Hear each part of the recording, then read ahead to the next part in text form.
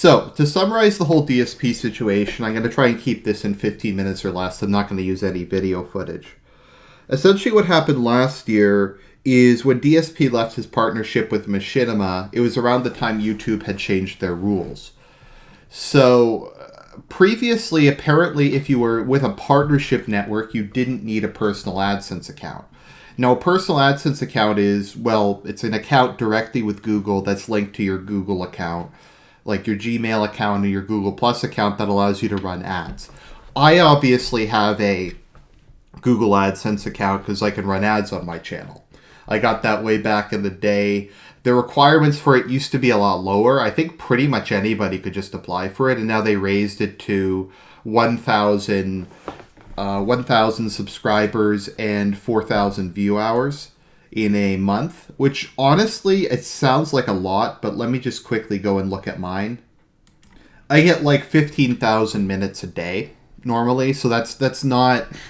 If you have a channel of a couple thousand people, that's not that much. Actually, I'm not sure if it's 4,000 hours or 4,000 minutes, but it doesn't really matter. The point is, it's not that high a requirement. It means that small channels can't really ever qualify, like very small channels.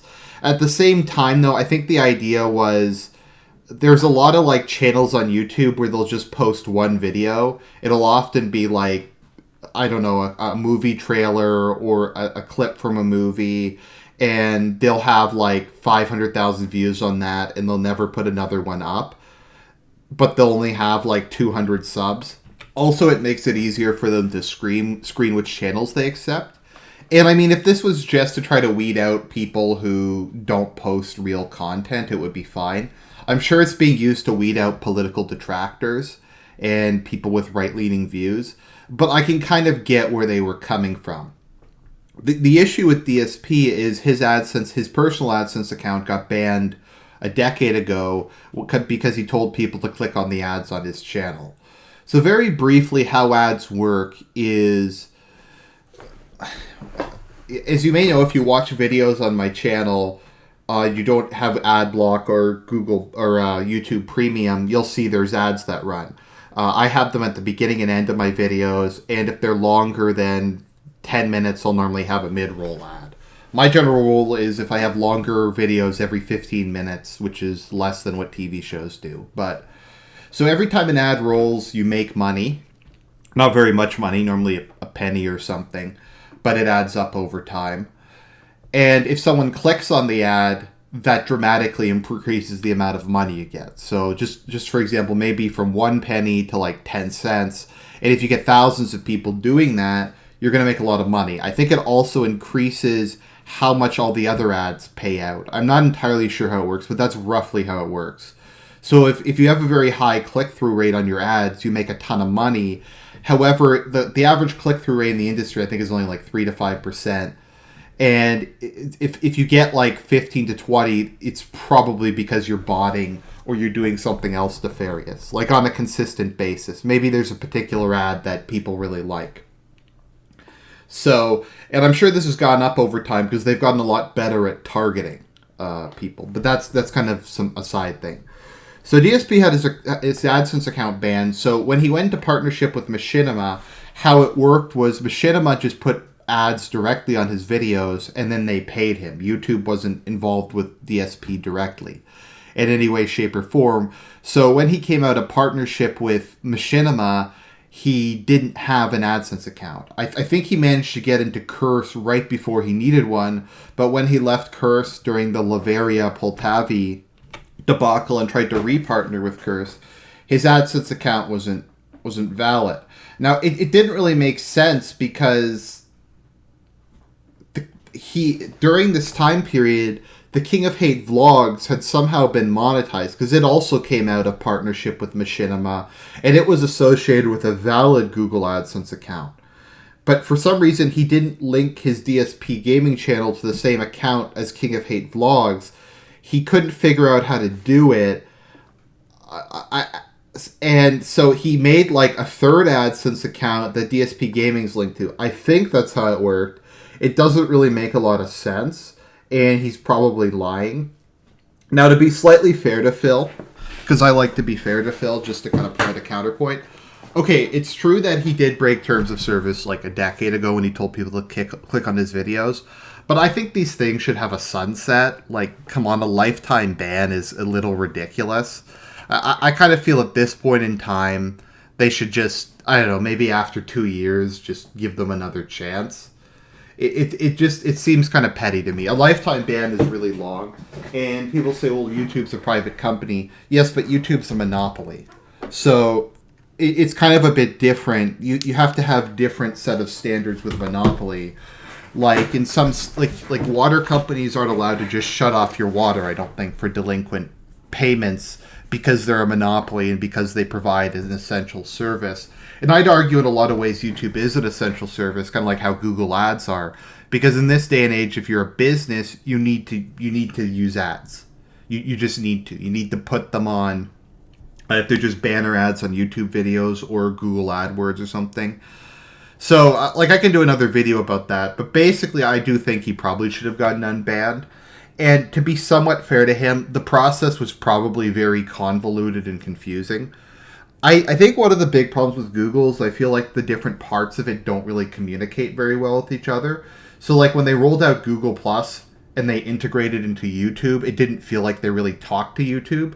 So they made, like, all the comments Google Plus overnight, and then it went back to not being Google. Like, it doesn't make a lot of sense. So to be somewhat fair to Phil, he probably was really confused. However, he just kind of acted very impulsively and made some very bad decisions that are kind of coming back to haunt him now. But once again, I mean, was it really? It was him trying to game the system. That's for sure, and he had technically violated terms of service. But I don't know. I kind of feel like, and people say, well, Phil's a scumbag, and that's true. But as a general principle, I kind of feel if people get banned, they should be able to come back after a year or two. I mean, everybody makes mistakes. The terms of service aren't always like the most clear thing, but that's just me. I'm sure people will get angry at me for being too sympathetic towards his position. So anyway, so he got kicked out of Curse, which is kind of what precipitated this whole crisis. So the issue with his whole partnership with Curse is, I don't know exactly why he was kicked out. Basically, I think YouTube is cracking down on MCNs because there's a ton of them. They don't really provide much value. They're just they want, I guess, some kind of control of them. So Curse decided to get rid of Phil, possibly because he's kind of a drain on their network, both in terms of the amount of resources he consumes, because he constantly has problems they have to bail him out with. And there's always drama associated with him, and his channel probably doesn't make any money because he spams low-quality content. So Curse and him, in his words, amicably decided to part ways, which means that Curse probably just kicked him out. But it wasn't as bad as Machinima. So immediately, 5 minutes after he left Curse, his personal AdSense account, his new one, got demonetized for invalid click activity, whatever that means. Which basically meant all the videos on his DSP gaming channel were immediately removed. Monetization-wise. So he has no monetization anymore in DSP gaming. So he's decided to kind of move his Admiral's flag over to KO Gaming, and he started to put up quality content here. Now, the interesting thing is some of them were actually getting more views here than they were getting other words. I'm back. Okay, oh no, let's change this to KO Gaming. Okay, that's funny. I'm back. And then he immediately abandoned the channel.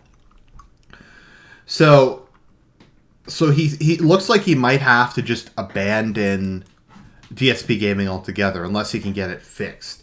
Now, the thing is, this is DSP, and how many times in the last year has his YouTube channel been dead and then it was fixed later? Like, I have a bunch of videos like, guys, my YouTube channel's dead. It's worst case scenario, and then it's back up. Like, I remember one time I was at work, and I think that was during the Google, it was one of them. I think this was during the Curse transition where he had to make the fake AdSense account.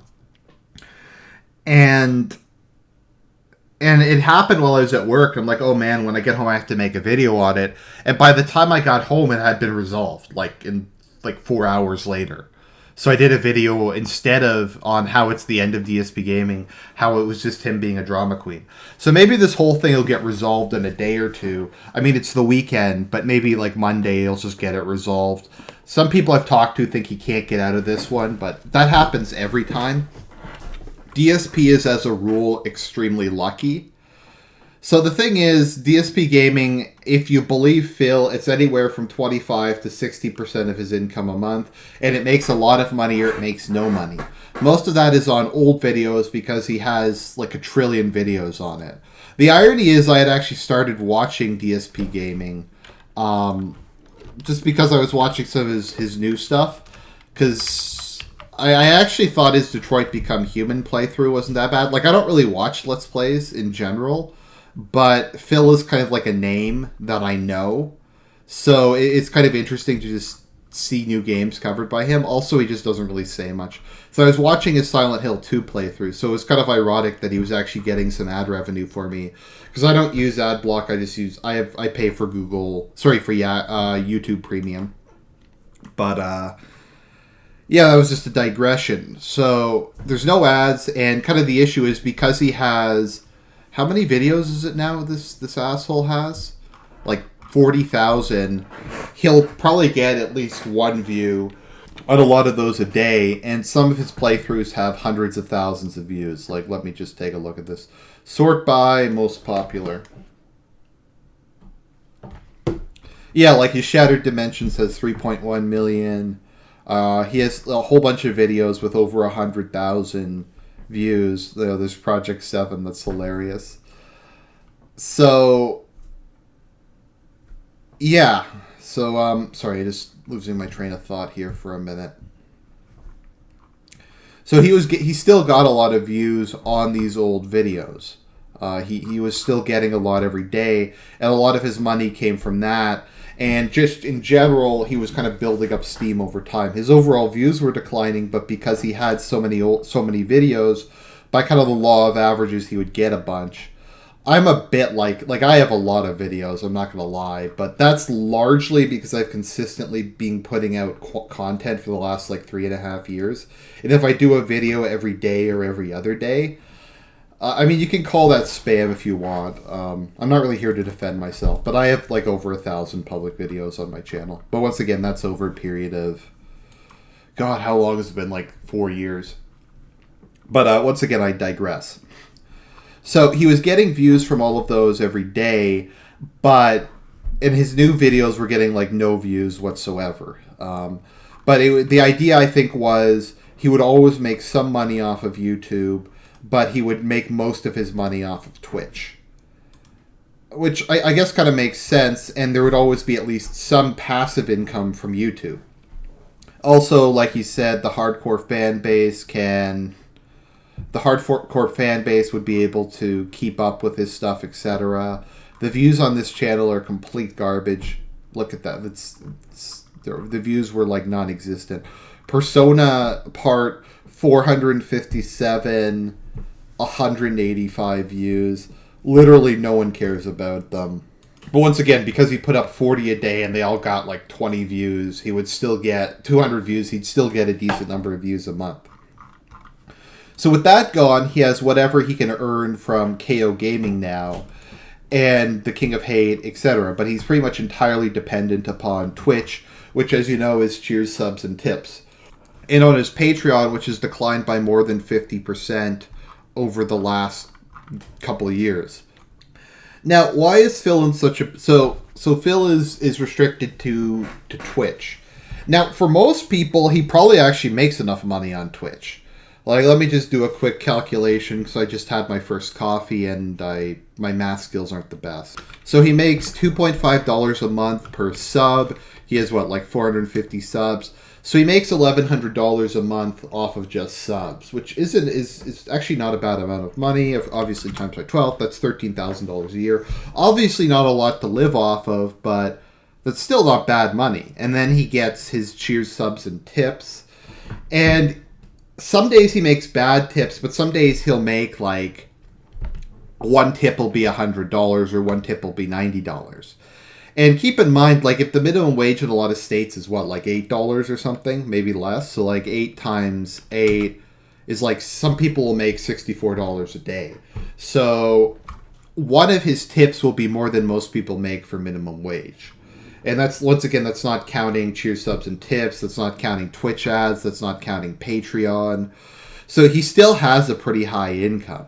And as I've said numerous times in the past, if he had have just downsized, he probably would have been able to live a pretty comfortable middle-class lifestyle. Because, I mean, he could live anywhere. He could just move to Texas or some inexpensive state with no income tax where cost of living is low, and just operate out of an apartment. He doesn't even have to get, like, a shitty apartment. He can go to, like I said, some place that's not too expensive and live there. Because his business isn't dependent on his location. But he decided not to do that. He moved to one of the most expensive states in America, albeit one without a personal income tax, but apparently with a business tax.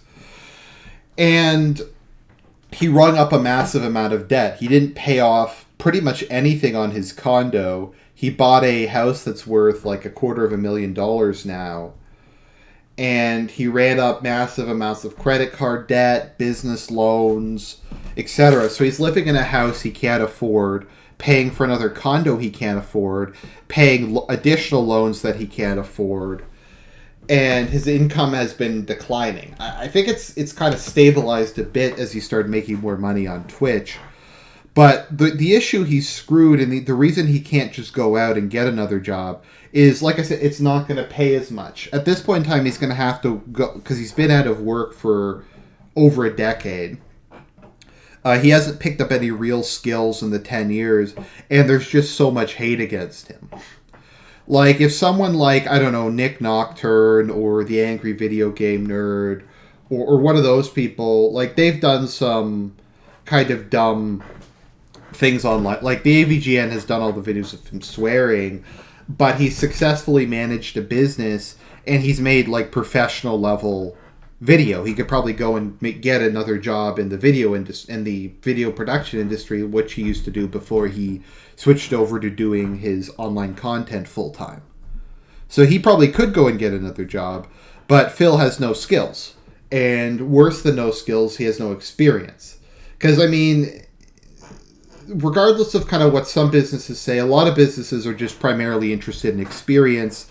And they might say, okay, this person has 5 years experience, but they don't have a master's. This person has a master's, but they don't have 5 years of experience.